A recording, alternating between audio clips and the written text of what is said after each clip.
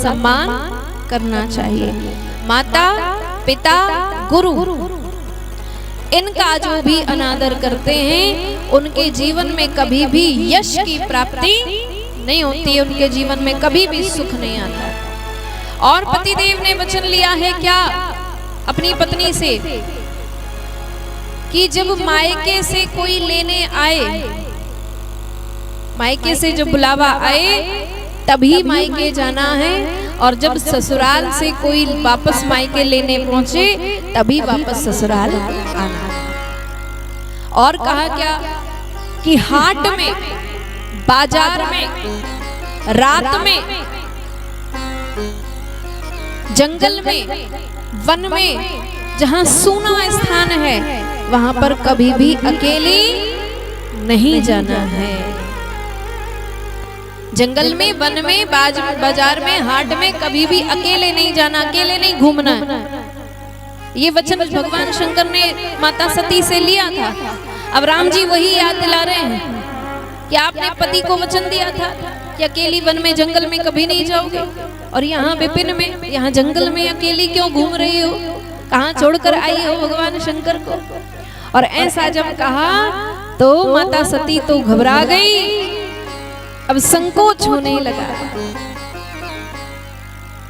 इतना संदेह था, कितना संदेह था, अपार संदेह, समझाने पर भी समाप्त नहीं हो रहा था। अति संकोच, अब संकोच हो रहा है कि मैंने ये क्या किया। मैं शंकर कर कहा ना मां, निज अज्ञान राम पर आना। अपने अज्ञान के कारण जो है राम जी की परीक्षा लेने के लिए मैं आई हूँ, और मैंने भगवान शंकर का कहा नहीं माना। ऐसा पश्चाताप करती हुई माता सती वापस लौट गई। सती दीख कौतुक मग जाता, आगे राम सहित श्री भ्राता। राम जी ने कहा हमारी परीक्षा लेने आई थी तो आज हम तुम्हें अपनी लीला अच्छे से दिखाई देते हैं।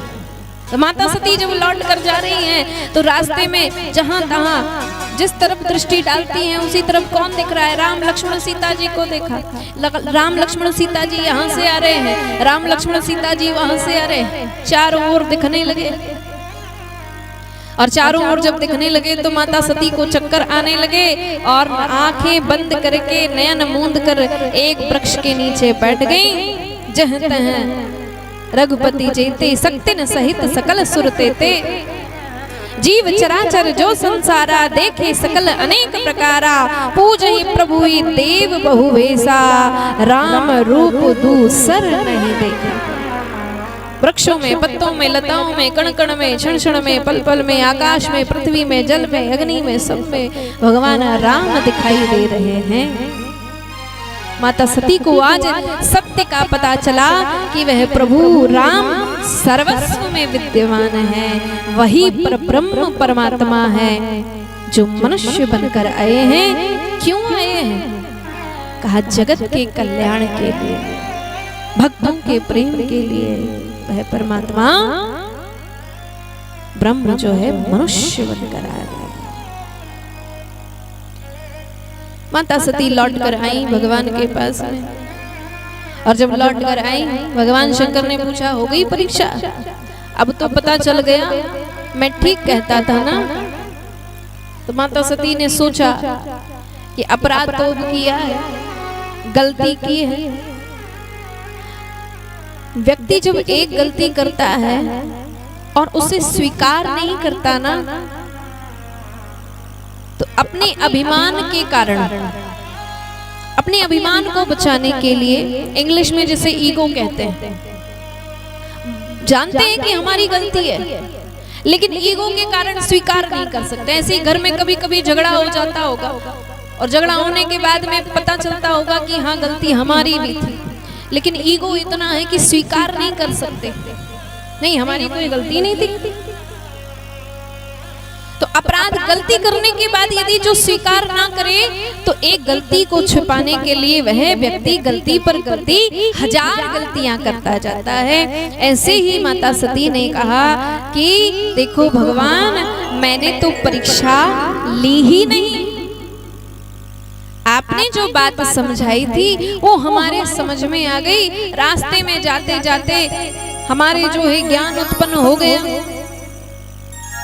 हमको समझ में आ गया कि यही भगवान है, इसीलिए हम जो है रास्ते से ही लौट आए, हमने परीक्षा ली ही नहीं। भगवान शंकर समझ गए कि इसमें कुछ ना कुछ गड़बड़ घोटाला है, और घोटाला पकड़ने के लिए भगवान शंकर ने क्या किया, नेत्र बंद किए, ध्यान लगाया और देखा कि माता सती ने जो चरित्र किया वो सब जान गए। माता सती यहाँ क्या कह रही थी, कछु ना परीक्षा लीन्हे गोसाई, कीन्ह प्रणाम तुम्हारी नाई।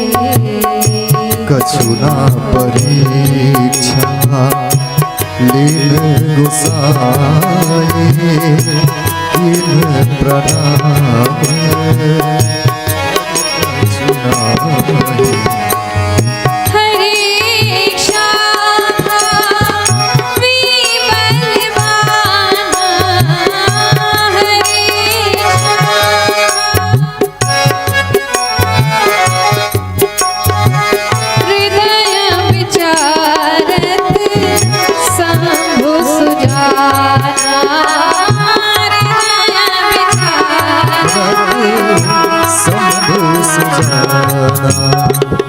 सती की सीता कर वेसा, सिर भया विषाद विशेषा।